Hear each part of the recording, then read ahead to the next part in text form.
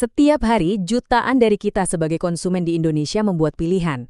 Tapi sadar nggak, ada satu undang-undang baru yang mengubah total aturan mainnya?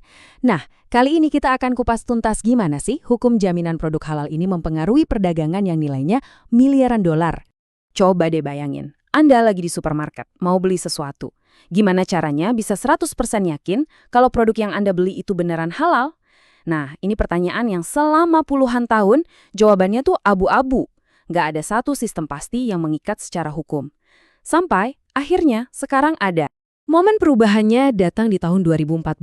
Lahirlah Undang-Undang Nomor 33. Dan isinya, wah ini dia, sebuah mandat yang super kuat dan nggak bisa ditawar-tawar lagi.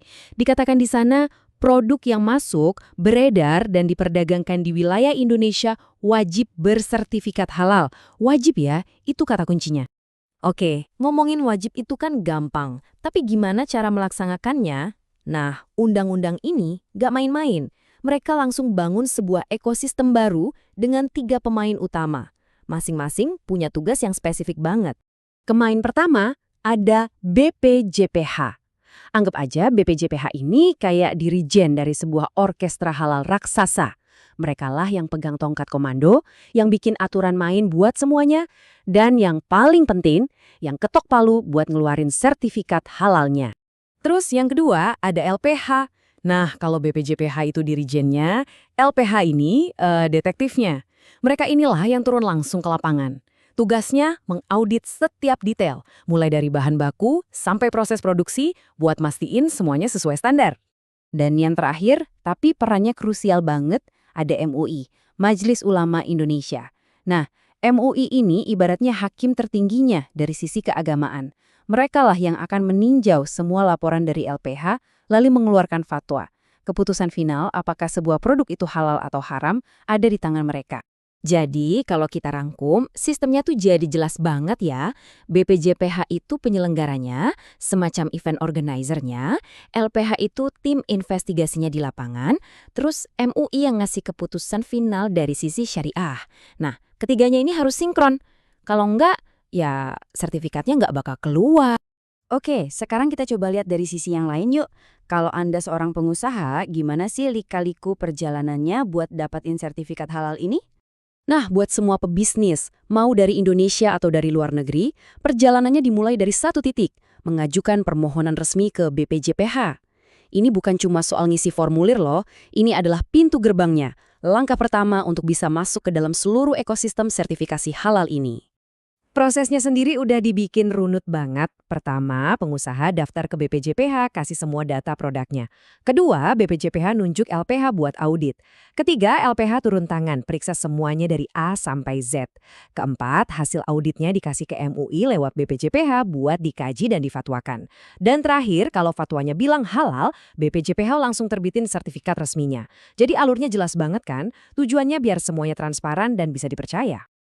Dan yang bikin para pengusaha bisa sedikit lega, proses ini ada batas waktunya. Nggak dibiarin ngegantung. BPJPH harus nunjuk LPH dalam 5 hari kerja. Terus MUI punya waktu maksimal 30 hari buat keluarin fatwa. Begitu fatwa keluar, BPJPH wajib terbitin sertifikat dalam 7 hari. Jadi ada kepastian waktu. Ini penting banget buat dunia usaha. Oke, kita udah lihat prosesnya.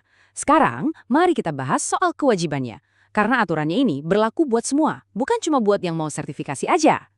Nah, ini nih salah satu bagian yang paling revolusioner dari aturan ini.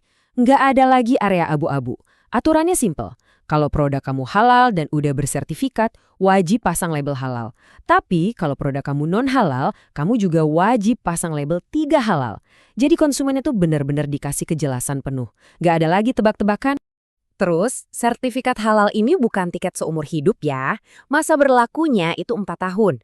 Setelah 4 tahun, harus diperpanjang. Kenapa? Ya tujuannya buat ngejaga kualitas. Biar pengusaha itu konsisten menjaga proses kehalalannya, nggak cuma di awal doang. Lalu, apa sih yang dianggap haram? Undang-undang ini ngejelasin dengan sangat gamblang. Ya seperti yang kita tahu, ada bangkai, darah, babi, hewan yang disembelih nggak sesuai syariat, sampai bahan-bahan yang terkontaminasi sama semua itu. Daftarnya jelas, jadi nggak ada lagi interpretasi macam-macam. Nah, ini yang menarik. Siapa sih yang boleh jadi auditor halal? Ternyata nggak sembarangan. Syaratnya ketat banget. Dia harus WNI, Muslim, S1 di bidang yang relevan kayak pangan atau kimia, dan pastinya ngerti banget soal syariat. Jadi ini nunjukin kalau sistemnya tuh mau menggabungkan dua dunia, ketelitian sains dan kepatuhan pada aturan agama. Keren kan? Oke, kita udah lihat pemainnya, prosesnya, aturannya. Sekarang pertanyaannya adalah, buat apa semua ini? Apa sih tujuan besarnya? Pada dasarnya, undang-undang ini punya dua goal besar. Dan keduanya ini saling menguntungkan. Buat kita sebagai konsumen, tujuannya jelas. Ngasih rasa aman, nyaman, dan kepastian. Nggak was-was lagi. Nah, buat para pengusaha, ini justru jadi nilai tambah. Produk yang udah ada cap halalnya itu jadi punya nilai lebih dipercaya. Dan pastinya bisa meningkatkan daya saing. Dengan semua sistem yang komprehensif ini, Indonesia jadi negara pertama loh yang mewajibkan sertifikasi halal. Ini bukan cuma soal ngatur pasar dalam negeri aja. Ini adalah sebuah langkah besar yang bisa jadi benchmark baru buat pasar halal global. Pertanyaannya, gimana langkah Indonesia ini akan mengubah peta industri halal di seluruh dunia? Nah, itu yang patut kita tunggu.